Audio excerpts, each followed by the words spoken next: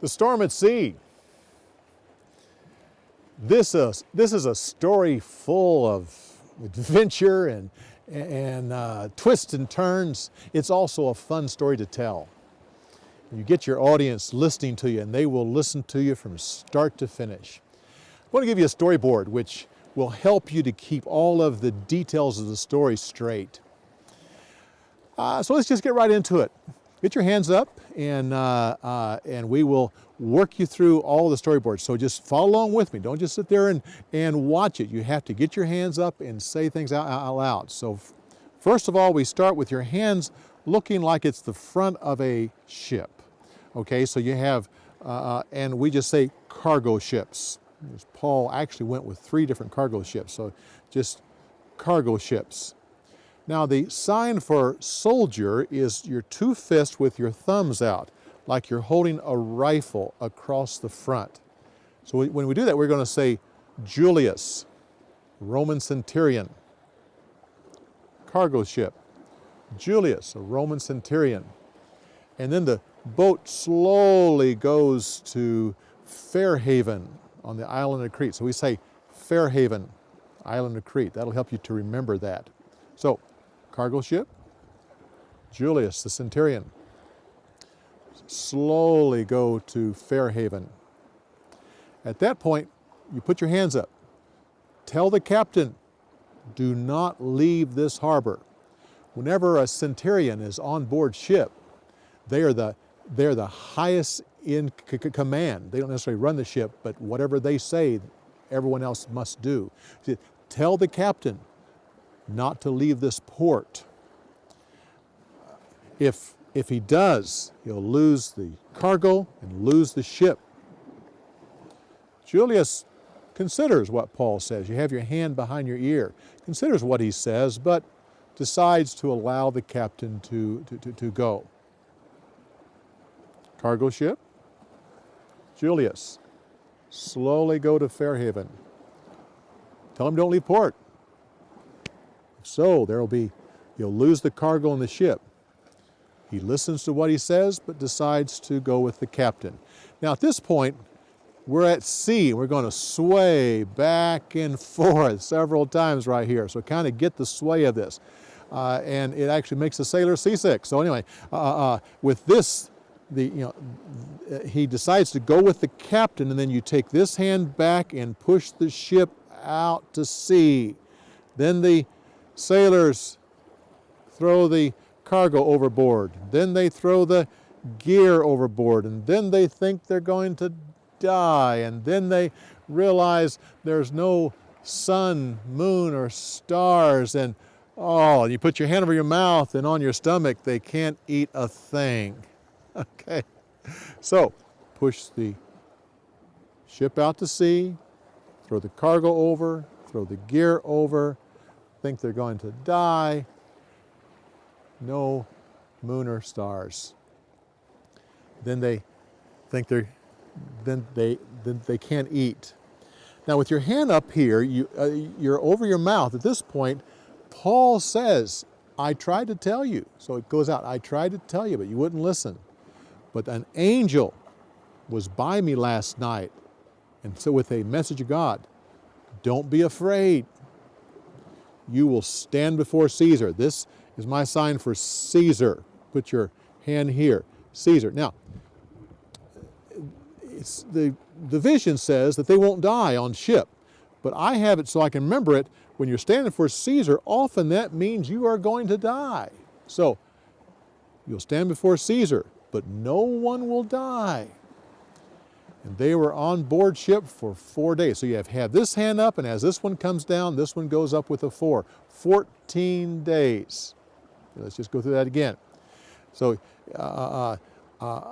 they thought they were going to die, and there was no moon or stars, and they couldn't eat anything. Paul says, I tried to tell you, you wouldn't listen, but an angel stood by me. Fear not, you will stand before Caesar, and no one will die. They were in the storm for 14 days. Now you have to think of that as an island. 14 days, but now it's an island with trees sticking up, and the sailors realized they were moving towards an island. So they put down the anchor. We're going back and forth again. They put down the anchor, and then they put down the lifeboat. Paul says, don't do it. If you do, everyone will die. So the sailors cut the rope. Let's just back up. They were at sea for 14 days. The sailors realized they were moving towards an island. It was at nighttime. They actually couldn't see it, but this is them knowing that they're heading towards. So they put down the anchor. They let down the lifeboat. Paul says, stop. If these people leave, everybody will die. So they cut the rope. The boat fell in the water.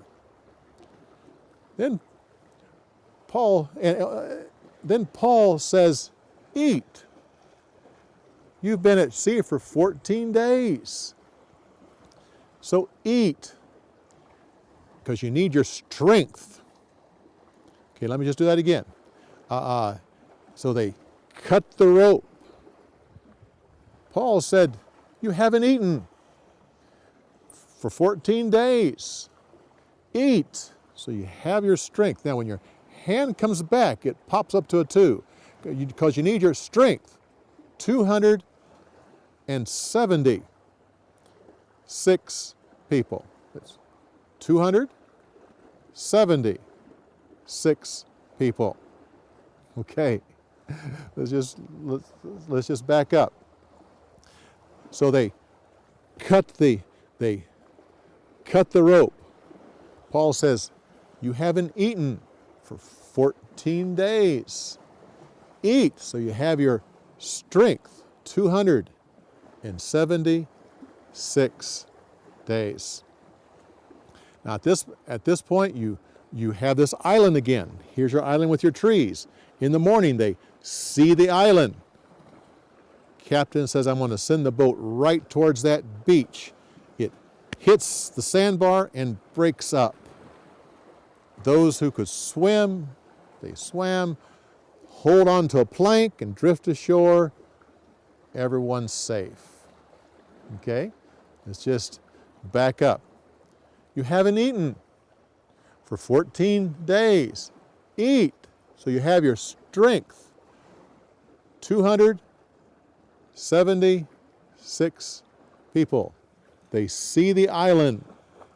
He goes towards the beach, hits the sandbar. Ship breaks up. People swim, hold on to planks. Everyone's safe. Okay, let's start at the beginning.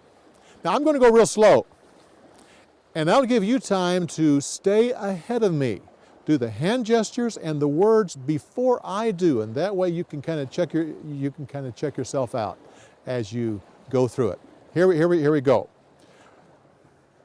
Cargo ship. Julius slowly went to, because of storm, slowly went to Fairhaven on the island of Crete. Stop. Do not leave the shore.